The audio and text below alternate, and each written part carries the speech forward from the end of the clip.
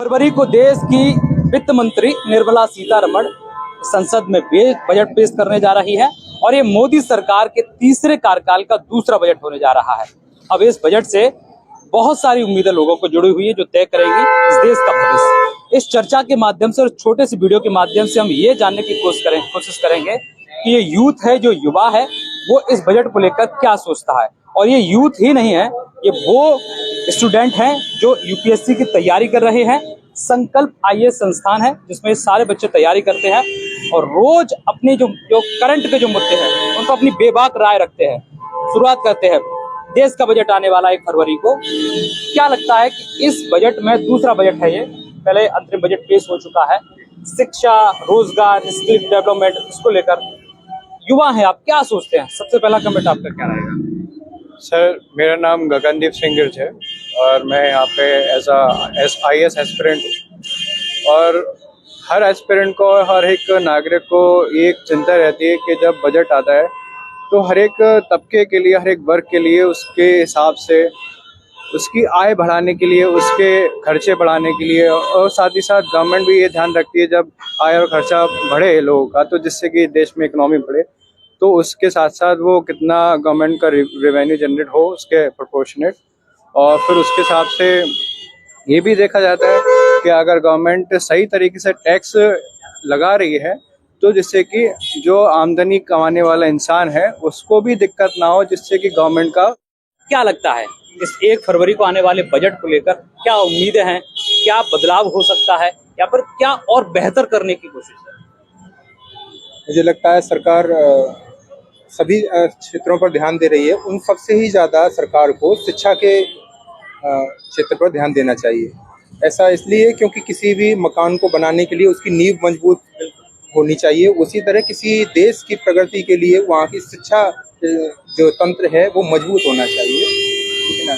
जो भी अन्य जो देश हैं, अगर हम उनसे बराबरी या उनके साथ आना चाहते हैं तो हमें शिक्षा के स्तर में बहुत ही जैसा कि मैं पहले भी बता चुका हूँ, हम जब शिक्षित होंगे तभी ही यानी कि आप शिक्षा पर ज्यादा काम करेंगे।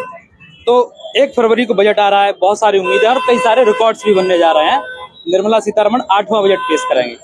क्या लगता है महिलाओं के लिए इसमें क्या हो सकता है?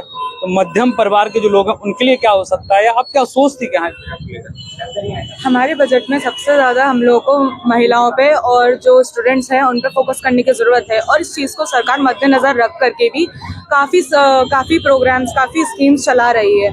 सो हम लोगों को उसमें थोड़ा बेटरमेंट करने की ज़रूरत है कि हम लोगों को प्रॉपर बच्चों के लिए आप स्किलिंग प्रोग्राम्स या फिर हम जैसे यूथ के लिए आप स्किल प्रोग्राम्स वगैरह थोड़ा वो इनकॉर्पोरेट करना चाहिए। सरकार को और ज़्यादा खर्च करना। जी। और रिसर्च में भी हम लोगों ने देखा जैसे कि हमारी इकोनॉमी कंटिन्यूसली ग्रो कर रही है, पर हम लोगों का स्टिल फोकस रिसर्च पे बहुत कम है, जो कि बहुत एक अच्छी फील्ड है। अगर हमें अपना इकोनॉमी पे ध्यान देना है, हमारे यूथ का बेटरमेंट के लिए ध्यान देना है। क्या लगता है शिक्षा पर कितना सरकार को खर्च करने की जरूरत है या फिर किस सेक्टर में ज्यादा खर्च करने की जरूरत है? नाम के साथ बताइए।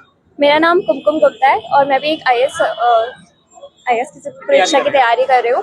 बाकी मैं कहना चाहूँगी कि हम लोगों को ऑलरेडी इस चीज़ में बताया गया है कि बजट में हमें अकॉर्डिंग टू 6% GDP का मतलब 6% हमें बजट का पोर्शन है ना खर्च करना चाहिए। शिक्षा नीति ने भी बताया, यूनेस्को ने भी बताया, काफ़ी पहले से बता के रखा है। हाँ, काफ़ी पहले से बता के रखा है, बट स्टिल हम वहाँ तक पहुँच नहीं पा रहे, जबकि काफ़ी पहले से ही सेट टारगेट किया गया है। तो हमें एकदम हम काफ़ी सारे इम्प्रूवमेंट कर रहे हैं, कई सारे स्कीम्स आ रहे हैं, पर उसके बाद भी हम उस स्टेट पे नहीं पहुँच पा रहे जो हम काफ़ी टाइम से है ना मुकाम को हासिल करना चाहते थे। शिक्षा पर खर्च करने के लिए। हाँ, आप बताइए कब से तैयारी कर रही हैं और इस बजट को लेकर क्या कहना है?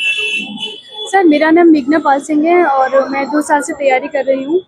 मेरा ये कहना है कि शिक्षा पे ध्यान देना भी ज़रूरी है और शिक्षा को इम्प्लीमेंट करना भी बहुत ज़रूरी है।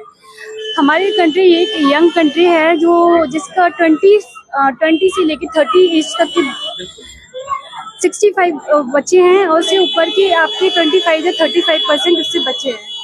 तो ये एक यूथ कंट्री है और यूथ हमारा बिखरा पड़ा है, एम्प्लॉयमेंट है नहीं है मार्केट में, लोगों के पास एक्सपेंसेस नहीं है, कर नहीं पा रहे हैं, वो अपनी फेस्टिवल्स एंजॉय नहीं कर पा रहे हैं, लोगों की लाइफ से हैप्पीनेस खत्म हो चुकी है। आपको बजट में ना कुछ बदलने का अगर मौका मिलता है तो क्या आप उसमें जोड़ेंगे या बदलेंगे? मैं सबसे ज़्यादा पहले तो मैं इंडस्ट्रीज पे काम करूंगी कि मैं एक कुछ इंडस्ट्रीज को शहरों तक सीमित न रह करके हर जगह रहनी चाहिए ताकि वहाँ का सब उन लोगों को एम्प्लॉयमेंट मिल सके बेसिक। देखिए, स्किल डेवलपमेंट हमारे लिए बहुत ज़्यादा इम्पोर्टेंट है। आजकल के प्राइमरी लेवल से देखा जाए तो स्किल डेवलपमेंट है ही नहीं है। जो पुराने लोग आते जा रहे हैं, स्किल डेवलपमेंट कम होता जा रहा है। तो शिक्षा के स्थान पे शिक्षा के संग संग स्किल डेवलपमेंट भी होना जरूरी है। और रही बात, रिसर्च और डेवलपमेंट भी होना चाहिए। जैसे इंडिया 1 से 2% खर्च करता है रिसर्च डेवलपमेंट पे, और जबकि इजराइल खर्च करता है 20% R&D पे अपना। तो इंडिया को अपना देखना चाहिए। और रही बात जो प्राइमरी लेवल पे है, इंडिया को PPP मॉडल अपनाना चाहिए, प्राइवेट पब्लिक पार्टनरशिप। बेरोजगारी एक बड़ा मुद्दा है, बड़ा हावी रहती है, सरकार को क्रिटिसाइज भी किया जाता है।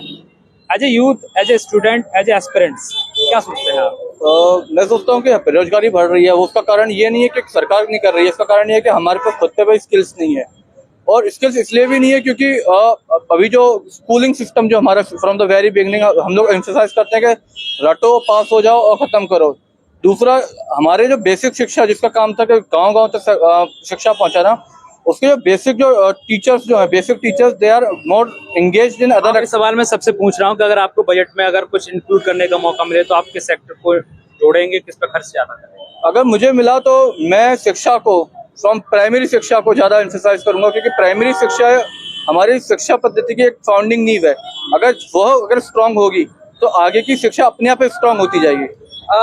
कितने आप बताइए कितने समय से आप तैयारी कर रहे हैं? क्योंकि युवाओं की बात हो रही है, युवा तो आप है ही हैं, साथ में एक आप UPSC की तैयारी कर रहे हैं, तो एक क्योंकि इन चीजों से आप रोजाना आपको पढ़ना होता है, इन चीजों को आप करीबी से जानना होता है। क्या लगता है आपको कि इस बजट को आप किस तरीके से देखेंगे जो आने वाला है? मेरा नाम शिव है, मैं 2019 से तैयारी कर रहा हूँ सिविल सर्विसेज। बजट से मेरे जो कुछ पॉइंट्स हैं कि इन चीज़ों पर फोकस रहना चाहिए। पहला तो जो फार्म लॉज का जो इश्यूज़ है, क्योंकि हमारा जो ग्रोथ है, GDP ग्रोथ है, वो बढ़ती जा रही है, हम तीसरी अर्थव्यवस्था भी बनते जा रहा है, लेकिन एग्रीकल्चर वहीं डाउन होता जा रहा है, वो बढ़ नहीं रहा है। तो मेरी एक्सपेक्टेशंस ये हैं कि इसमें जो कॉम्प्लेक्सिटीज़ हैं लॉज में वो कम हो और एग्रीकल्चर में इम्प्रूवमेंट हो। आप भी आ गया, ये वीडियो बहुत चूंकि बड़ा होता जा रहा है, तो आप सीमित हमारे बुलेट पॉइंट्स में आप अगर चीजें बताएं कि इस बार बजट से आपको क्या उम्मीद है? हर बार बजट में हम कुछ अच्छा ही देख रहे हैं। मुझे लगता है हमें फार्मिंग पर और ज़्यादा काम करना चाहिए, स्किल्स डेवलपमेंट पे काम करना चाहिए, क्योंकि सिर्फ स्टडी चीज़ों को आगे नहीं ले जा सकती। लोगों के पास बहुत सारा काम है जो वो कर सकते हैं, लेकिन वो जो प्रायोरिटाइज होना चाहिए वो हो नहीं पाता है। अगर आप फाइनेंस मिनिस्टर होती तो आप बजट में सबसे ज्यादा खर्चा किस पर करती?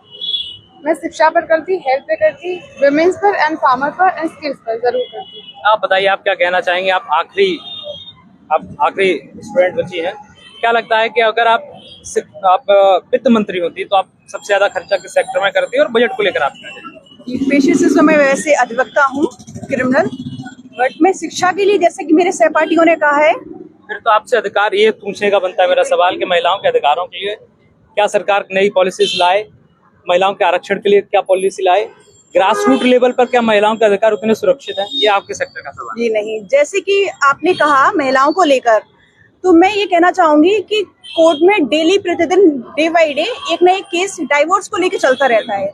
जैसे कि मेंटेनेंस में सायरा बानो 1925 में केस लेके आई थी, तो इस तरीके से महिलाओं की पीड़ा वो वही समझ सकती हैं। जैसे कि हिंदुओं में भी काफी ऐसा चल रहा है, मुस्लिमों को तो एक तरीके से कर रखा है, तो एक डाइवोर्स महिलाओं के लिए मैं कहना चाहूंगी कि अलग से प्रोविजन होना चाहिए बजट में।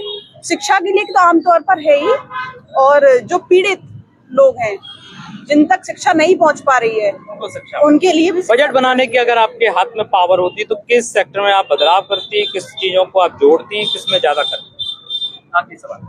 सबसे पहले तो मैं शिक्षा को लेके, और दूसरी बात महिलाओं की, जो डाइवोर्स महिलाएं हैं और जिन तक शिक्षा नहीं पहुंच पा रही है, जो छोटे बच्चे हैं, उनके लिए जो भी प्रोविजन जिससे ज्यादा से ज्यादा जो मुझसे हो सके वो मैं करूंगी। 1 फरवरी को संसद में बजट आने वाला है, और उससे पहले तमाम ये युवा हैं, युवा होने के साथ साथ एस्पिरेंट्स हैं जो इन चीजों को करीब से देखते हैं, हर रोज उन पर स्टडी करते हैं। बेबाकी से इन्होंने अपने उन मुद्दों को न्यूज़ 18 के कैमरे पर रखा, और साफ तौर से लगभग इस चर्चा का जो पूरा सार वो निकल के आया है कि इस बजट में युवाओं को शिक्षा के प्रति, जो शिक्षा के तहत जो पॉलिसी बनाई जा रही है, उसको सरकार को उसको बहुत ध्यान देने की जरूरत है।